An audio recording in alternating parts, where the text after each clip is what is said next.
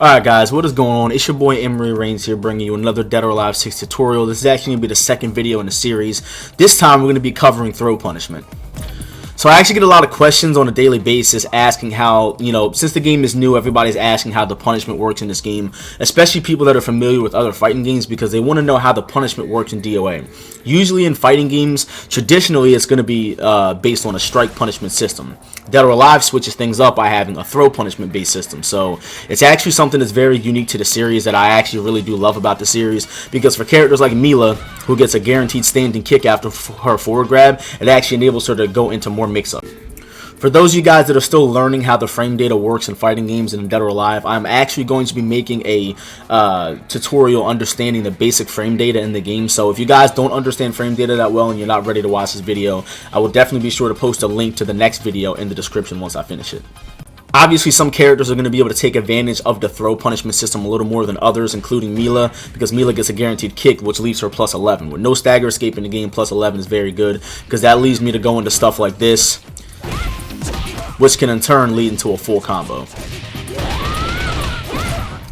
So in Dead or Alive, there's actually 3 forms of punishment. You don't always have to punish with a grab, but most of the time you want to go for your grabs because that's guaranteed damage if someone's unsafe. So as I said in my other videos, there's going to be different times where your character's unsafe. In Dead or Alive, I'll mention it again, your character's unsafe anytime you're -8 or above. So if you're -8, -9, you're going to be considered unsafe. Some characters in the game are grappler characters. They actually have faster throws, which we'll get into that a little later in the video, but grappler characters actually have 6-frame forward grabs and 4-frame neutral throws. So against something that's -7, they're going to be able to punish you guaranteed every single time because their forward grab is 6 frames. That extra frame of advantage gives them the ability to punish your -7 moves. Whereas Mila has a traditional 7-frame throw, she can punish -8 and get guaranteed damage. So again, there's 3 main forms of punishment in DOA. It's obviously going to be, number 1 is going to be the throw punishment. You can actually get strike punishment off in this game as well, which I'll demonstrate to you guys in a second. And lastly, you're going to go for whiff punishment. Now, whiff punishment is not unique to DOA. Whiff punishment and strike punishment can actually be done in other games. Strike punishment is not usually done in DOA because, again, you want to get your guaranteed damage in this game. You don't want to give the opponent the ability to get out. So in turn, once you're going for your strike punishment, it's going to be sometimes when you get strike punishment, it's not going to happen all the time, but it does happen, and sometimes you might go for the strike punishment because you can actually potentially get a guaranteed stun off of some situations. So I'm going to show you guys some examples, and so we can look at the frame data here and just do a basic breakdown. We're not going to go too much into it. We'll save that for the next frame data video, but just to show you guys how you can find out which moves are unsafe. And again, this is the segment where we're going to talk about throw punishment. So we'll set the computer's action to do a strike. We'll have them do a mid-kick strike. Alright, so as you can see on the screen, my frame data is up. You can actually see it because it says the left side. Obviously, I'm going to be on the left side there. So the easiest way to look at this, obviously Elliot's down forward kick, his 3K is -8 on blocks. You see where it says advantage in the lower right hand corner? That means I have 8 frames of advantage. So again, back to what I was saying, I have a 7-frame forward throw. That 1 frame is going to enable me to get a guaranteed punish off. As you can see right here, Elliot cannot strike me anymore. So at that point, there's another throw that you can actually use, but it's not guaranteed. You can use your neutral throw. Now, again, back to what I was saying in my other video, the neutral throws are 5 frames, but they can be broken. So you might have a move that's -6 that you just might want to go ahead and go for a neutral throw just so you can stop their pressure. But I can actually go for a neutral throw and grab him there. Now, again, it's not guaranteed damage that can be broken, but regardless, the move is -8, and I can always get a guaranteed forward grab. So now we have Elliot set to doing his down kick, which is going to be his 2K. This is not something that's going to happen often because you're usually not going to throw punish these moves. Just realistically, the animation is way too quick. The recovery is very quick. And I believe this move is -8 on block as well. So when you have a character who's doing a low attack in a standing state, because obviously he's still standing, he's not crouching, and he's doing a low attack, you can actually forward throw these moves.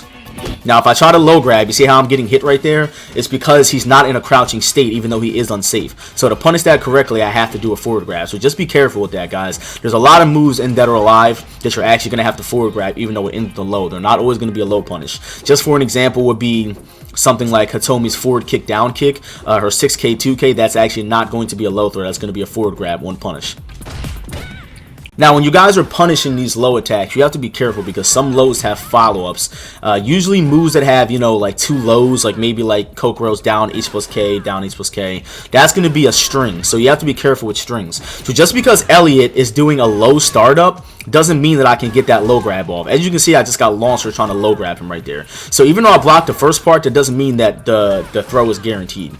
So what I have to do is block the low into the mid. Now, it may seem a little tricky and you guys may take a little bit to get used to it, but just treat it like a regular string. And again, if Elliot did that low sweep by itself, it would be a low throw because as you can see, he's in a crouching state. But because he's finishing into the mid, I have to do a forward grab. Again, back to what we were saying before. So as you can see right here, this move is -12 on block.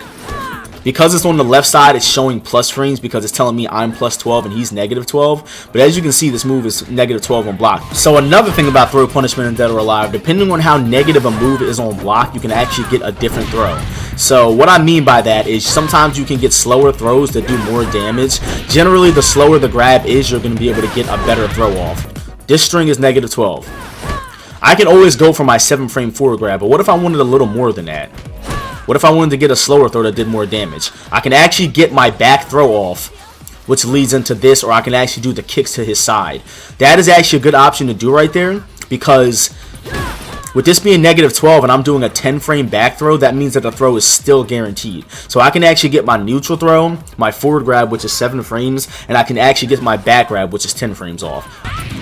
And another thing with using the slower throws, you see how negative Elliot is after that? He is negative as hell at that point. He whiffed an entire move. I can literally do any throw in the game that I want to him. This is my slowest throw as Mila. That's a 12-frame grab. There's nothing he can do about that. Literally, if I duck under his dragon kick with this, I get a 12-frame punish every single time.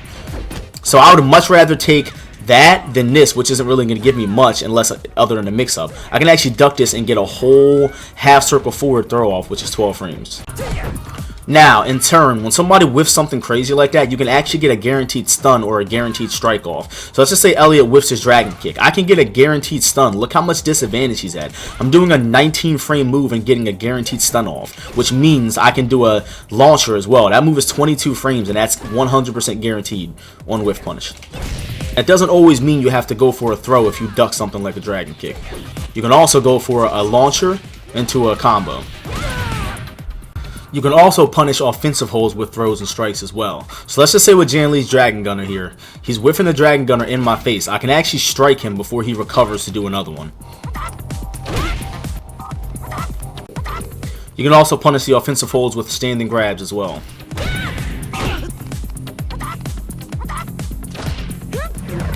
Now I'm going to send you guys over to ZakkuRye so he can demonstrate to you how important it is to use whiff punishment and how dangerous it is to whiff moves. Yo, how you guys doing? It's your boy ZakkuRye over here at the Emery Reigns channel.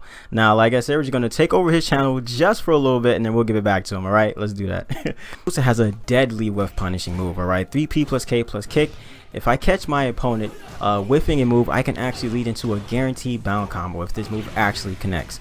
Okay, so as you guys see here, that's a lot of damage, right? If you don't be careful whiffing your moves, you could potentially have this happen to you. So be mindful, guys. You know, when you're playing the neutral game, I see a lot of players, you guys just kind of just randomly throw out buttons. Be careful with your buttons, guys. Okay, if you're gonna throw out buttons, make sure that they recover pretty quick. As we see here with Hayate, we're just whiffing out random moves, and Boost is one of those characters that, you know, he has a bound on one of his best whiff punishing moves. So like I said, that leads into a lot of damage. So be careful, guys, when you're out there just randomly throwing out buttons. Okay, be very strategic. All right, but that'll do it for me, guys. Hopefully you guys learned something today, and I'm going to hand it back over to Emery Reigns.